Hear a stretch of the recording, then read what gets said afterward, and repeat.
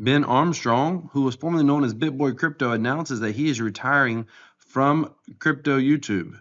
This is interesting, and he first made a comment, or I guess a post, however you want to say it, over here on X. He said, "My daily crypto live stream has been my life. We had a good run, 3 years, every Monday through Friday, without rare exception." I think he meant with rare exception. Holidays, birthdays, market crashes, bull market tops, epic rants. I was there with you through it all. I'll miss you guys. And then he goes on to make this tearful response. Here, we'll take a look at this for a second. I've watched this entire video, and I'm going to share with you why he says he is retiring from crypto. I'm going to share with you what I think is really going on. I'm also going to talk to you about what I believe he should be doing right now. And also, I'm going to kind of give you my overall opinion of Ben Armstrong. Listen to this, and then we'll get into why this is happening. And I do on the live stream. And I've been doing this every single day.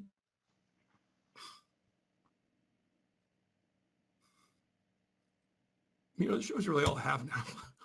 I've lost everything. So why has he made this decision? There are several things that he says in this video. First of all, he says that he has lawyers coming at him from every angle. Many of us know that he's been having some drama with the Hit Network, which owns currently is in control of his previous brand, Bitboy Crypto. The guy basically got fired from a company that he still has controlling interest in. And if that sounds confusing, believe me, I get it. He claims that he's spending over $100,000 a month on lawyer bills right now. He said the show's too expensive to run. His live streams, which that's what he's saying.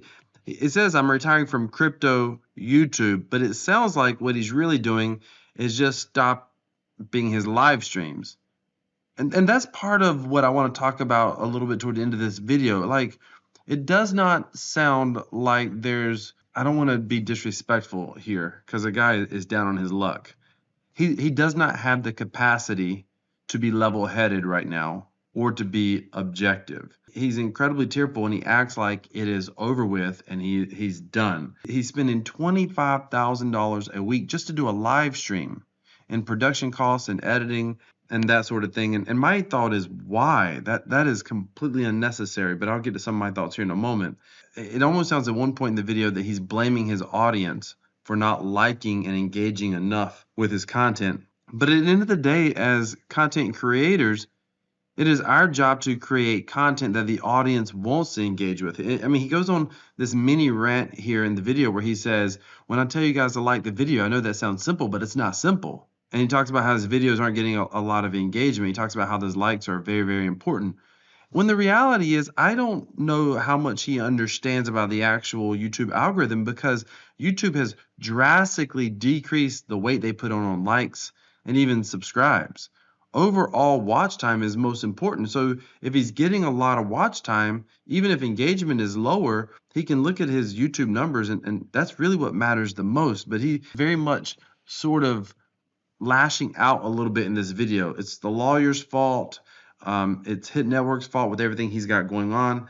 And I hear it and I'm like, I hope he's talking to somebody, either a really good confidant in business, someone who's level-headed, or hopefully he's got a counselor or a psychologist or literally someone who he can be speaking with. I don't think he's being his best self yet. And this going on camera and crying stuff is hard to watch, but it doesn't make him look strong at all in the community to his followers. I mean, let's face it, who wants to actually look at someone for investment commentary and they're crying over their personal life? Like, sometimes you've got to have the ability to put on a game face from time to time. Yes, we all have breaking moments, but you got to freaking pick your shit up and go. He also has this weird thing. He talks about his personal life. Cassie, who was originally his mistress. I don't know, maybe you guys know this or not. At one point, she was his mistress, and that's what part of his issues were with Hit Network, supposedly. I think that was just them blaming drama. I mean, that was his life, his business. But they got all involved and used that as a reason to be able to get rid of him. It's weird and convoluted when you go look at all this stuff. And then supposedly he was getting back with his wife. And then he ends up on a live stream, essentially doxing one of the guys at Hit Network standing in front of their house.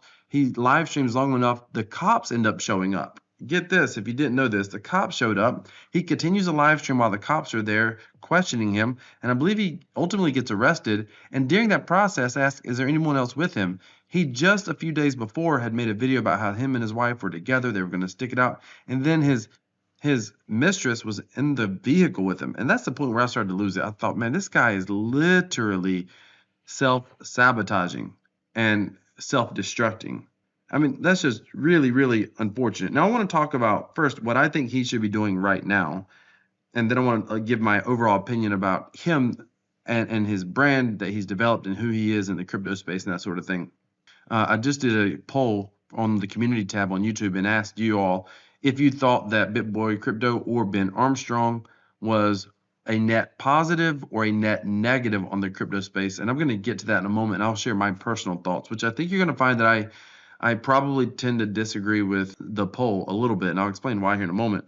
First of all, what I think Ben should be doing right now, listen, everybody goes through hard times. I've been through hard times in business and in life, and things happen. We cannot ever predict how life is going to go for us. We can't control all the external events. All we can control is how we process things and what we do with the problems that we are presented with. Listen, arguably, let's just say he was a victim of hit network, some jealousy, some people doing a money grab, and they kicked him out of his company. That would be incredibly hard. But there's a lot of lessons to learn from that. And it's a matter of, okay, I'm going to come back, I'm going to be bigger, better, stronger, and I'm just going to go for it. And he has that ability. Like, you just pick your crap up. You pick yourself up from the bootstraps, you move forward, and you answer your critics with success. And you just go at it. But he's allowing it to literally just destroy him emotionally. And then on top of that, he's got some drama issues going on. He's had all these accusations from stealing money. He's had accusations of doing drugs, all these personal attacks. And if you've ever followed him on X, I eventually had to stop following him because it was literally like watching a train wreck in real time. And the entire time, I'm rooting for the guy. Like, I don't agree with everything Ben Armstrong's done, but I hate to see people down on their luck. I'm like, dude, step up, grow up, be better. You got this. I'm like, you can freaking do this. So I think he needs to, it sounds like when he says, I'm retiring from crypto YouTube, when you watch this video here, it sounds like he's saying he's just going to stop doing the morning shows that he's been doing Monday through Friday for 3 years. And he's incredibly emotional about it. But it sounds like he's still going to be making videos from his phone. There's nothing wrong with that. There are creators out there making a flipping killing just using their phone. And I want to be like, man, just use your phone. Go at it. Scale back. There is no reason when you are in hard circumstances, difficult circumstances, that you're spending $25,000 a week to run a full production show.